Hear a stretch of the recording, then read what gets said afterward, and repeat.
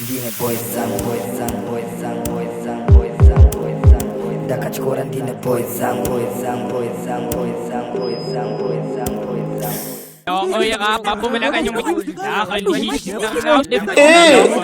Nyarara makuda kutochinja koti inoyi kuita show yamambo dhuterere. Amusi mushabhini kamuno. Right. Iwe chikomana mhosva yako ndei? Ina ndamhosva ine. Iwe chikomana, stop wasting my time man. Ukureva kuti chinguri wamira kuti kuipapa hausi kuziva zvawavinga. Taura nyaya yauri kupomerwa tione.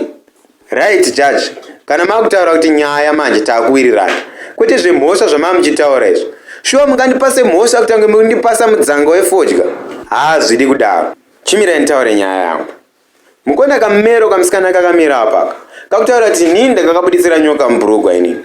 Munoziva kajaji, nekuzara yako kaita churu, guchu rechuru riri muraini medu. Hanifunga kuti ndikasweri nchiita stress yekubudisa nyoka mubhurugwa inini. Ndo zvinhu zvekuti maifanira kutanga mamudzidzisa kuti nyoka inogara muchuru asati auya panapa. Dai nyaya isiri kutombotongwa kana kawanda. Yoona, mukomana uyu ane mhosva uyu.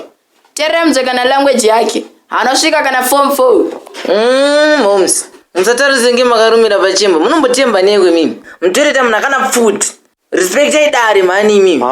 Shut up man. Musangoti nzi mukoti mangu kunge mazongo amambo dhuterere. Munotaura kana ini ndatitaurai.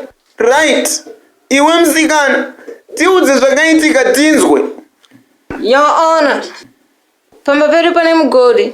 So mukomana uyu akauya achikumbira mvura pamba pedu. Abva nditi ndimucherere. Ndakumucherera nchingokota machete.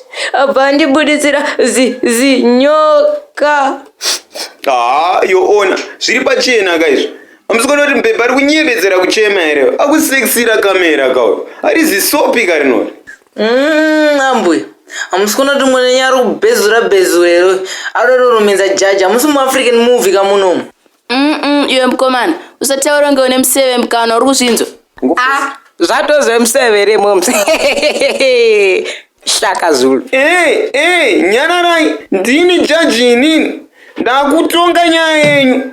Nyaya iri panapa ndeyekuti mese endai munorara. Mumwe mvura yakawanda, zvimwe makupenga.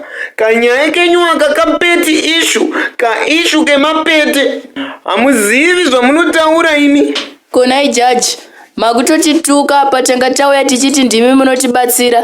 Zvinoitawo here izvi? Mai, kubatsira ndanga ndichida asi masangana nevakauma musoro vakomanawo. Ndunya, nying'anya, zvitosora mambuya.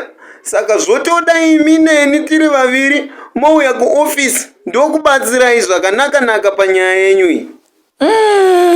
Zvatozve kutonyengana komana.